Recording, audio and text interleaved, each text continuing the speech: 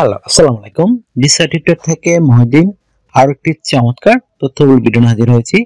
আজকে আমরা যে দেশের ভিসা, ব্যবসা, জব নিয়ে কথাবার্তা বলবো সেটি হলো আপনার এই দেশটি হলো মরিশাস। মরিশাস কিন্তু সুন্দর একটা দেশ আফ্রিকার। এখানে প্রচুর হোটেল জব রয়েছে। আপনি যদি বিশেষ করে ওয়ার্ক পারমিট বাংলাদেশে যে মানে ভিসা মানে পাসপোর্ট রয়েছে সেটি দিয়ে আপনি কিন্তু অনারেবল ভিসা নিতে পারেন।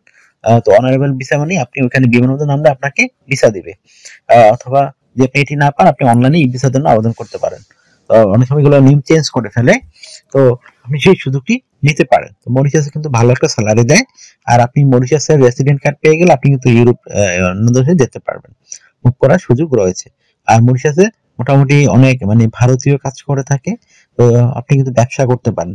ব্যবসার একটা দারুণ সুযোগ রয়েছে। তো আপনি যে ইন্টারেস্টেড যে আপনি মরিশাসে আবেদন করবেন তাহলে আপনি পুরো ভিডিওটি দেখতে পারেন।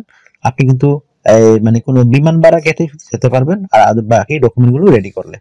তো আপনি কি কি ডকুমেন্ট রেডি করবেন আমি টোটাল প্রসেসটি আপনাকে বলে দেব। আপনি পুরো ভিডিও দেখলে নিজে নিজে সব কাজ করতে পারবেন।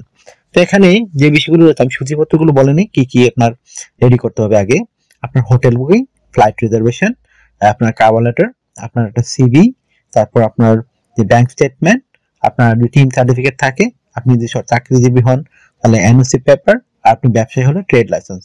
এগুলো থাকলে আপনি যে কোনো দেশে ভিজিট ভিসা যেতে পারেন। তো আপনি কিভাবে মরিশাসের জন্য রেডি করবেন? তো প্রথমে যে বিষয়টি রয়েছে সেটি হলো আপনাকে একটা মরিশাসে হোটেল বুকিং করতে হবে। সেটি আপনি বিভিন্ন অনলাইনে গিয়ে বিভিন্ন কোম্পানি আছে তাদের মাধ্যমে করতে পারেন, অথবা নিজে নিজে অনলাইনে ঢুকেও করতে পারেন। তো হোটেল বুকিং একটা নিয়ে নেবেন কতদিন থাকবেন। তারপর আপনি একটা ফ্লাইট রিজার্ভেশন টিকিট কাটতে হবে। তো ফ্লাইট রিজার্ভেশন টিকিট হলো এটা আপনি অনলাইনে বুক করতে পারেন, রাউন্ড ট্রিপ করে নেবেন। মানে আপনি এতদিন থাকবেন, এতদিন পরে ব্যাক করবেন। তাহলে আপনার দুইটা ডকুমেন্ট রেডি হয়ে গেল। তারপর রেডি করতে হবে একটা আপনাকে কভার লেটার। তো আপনি ভিজিট ভিসার কভার লেটার আর আপনার জবের কভার লেটার ডিফারেন্ট হয়। তো আপনি ভিজিট কভার লেটার কিভাবে লিখবেন? এখানে আপনি লিখতে পারেন আপনি মরিশাস কেন যেতে চান, আপনি কতদিন থাকবেন, এখানে কি কি করবেন, আর এখানে আপনার বিভিন্ন ডকুমেন্টের লিস্ট রয়েছে সেই ডকুমেন্টের লিস্ট আপনি দিয়ে দিবেন।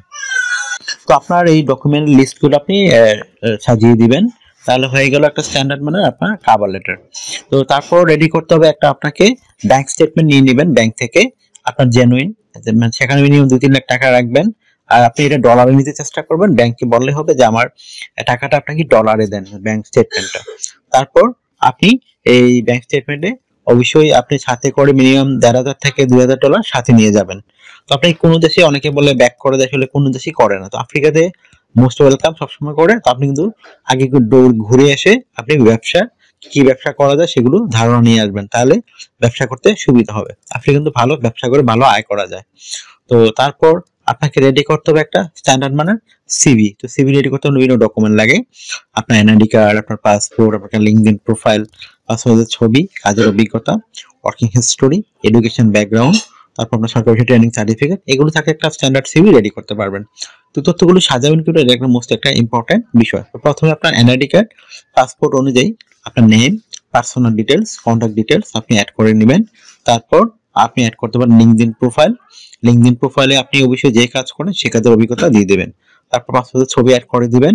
তারপর যদি আপনার কাজের অভিজ্ঞতা, ওয়ার্কিং হিস্টোরি, এডুকেশন ব্যাকগ্রাউন্ড, আপনার সরকারি বিষয়ে ট্রেনিং সার্টিফিকেট, তারপর আপনার বিভিন্ন skills, digital skill, language proficiency, আপনার যে হবি রয়েছে ট্রাভেলিং সেটি আপনি উল্লেখ করে দিবেন। তো হয়ে গেল আপনার মোটামুটি ভালো একটা স্ট্যান্ডার্ড মানে বিভিন্ন ডকুমেন্ট করা এবং সিভি, খাবার letter, bank statement, flight reservation, hotel booking. তো এগুলো দিয়ে মোটামুটি আপনি কিন্তু আর এই দেশে যেতে পারবেন। তারপর শুধু আপনাকে একটা বিমান টিকিট কাটতে হবে। আপনি দেখবেন ঢাকা থেকে মরিশাস সরাসরি ফ্লাইট আছে কিনা, না থাকলে আপনি ইথিওপিয়ার যে ফ্লাইট রয়েছে ওখান থেকেও যেতে পারেন। তো তারপর শুধু বিমান টিকিট কাটলে কিন্তু আপনি বিমানবন্দর নামলে আপনাকে অনারেবল ভিসা দিবে। আর অনেক সময় নিয়ম চেঞ্জ করে ফেলে, অনেক সময় তারা ই ভিসাও দেয়। ই ভিসা আরো সহজ, আপনি জাস্ট এই ডকুমেন্টগুলো রেডি করে অনলাইনে আবেদন করবেন, তারা আপনাকে মেইলে ই ভিসা পাঠিয়ে দেবে। তো আশা করি বিষয়গুলো ক্লিয়ার হয়েছে। তো আপনার যদি এই ভিডিওটি ভালো লেগে থাকে আপনি অবশ্যই ভিডিওতে লাইক করতে পারেন। আর আমার চ্যানেলে নতুন হয়ে থাকলে চ্যানেলটিকে সাবস্ক্রাইব করে বেল বাটনটি চেপে রাখবেন, তাহলে সবার আগে আপনি ভিডিও পেয়ে যাবেন।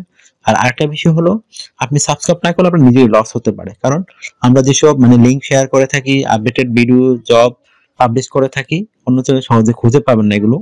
তো আপনার জন্য একটা বেনিফিট থাকবেই। তো আপনি যখন এগুলো করবেন তো আপনি সবার আগে কিন্তু এই তথ্যগুলো পেয়ে আপনি সুযোগটি মিস করতে চাইবেন না। আশা করি বিষয়টি বুঝতে পেরেছেন। আর আপনি যদি আরো কিছু জানতে চান অবশ্যই ভিডিওতে কমেন্টস করবেন, আমরা কিন্তু সবার কমেন্টসের রিপ্লাই দিতে চেষ্টা করি। আর অনেকে আমাকে অনেক কল দেন, ফোন দেন, আসলে আমাকে কল দিয়ে ফোন দিয়ে খুব একটা পাবেন না। আপনি আমার সাথে কাজ করতে চাইলে ইন্টারেস্ট হলে আমাকে হোয়াটসঅ্যাপ ইমোতে মেসেজ দিতে পারেন, তখন আমি কিন্তু রিপ্লাই দেই। আশা করি বিষয়টি ক্লিয়ার হয়েছে আপনাদের কাছে।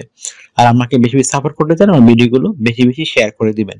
তো ভালো থাকবেন, take care, good bye, tata. কথা হবে আগামী কোনো ভিডিওতে আবার।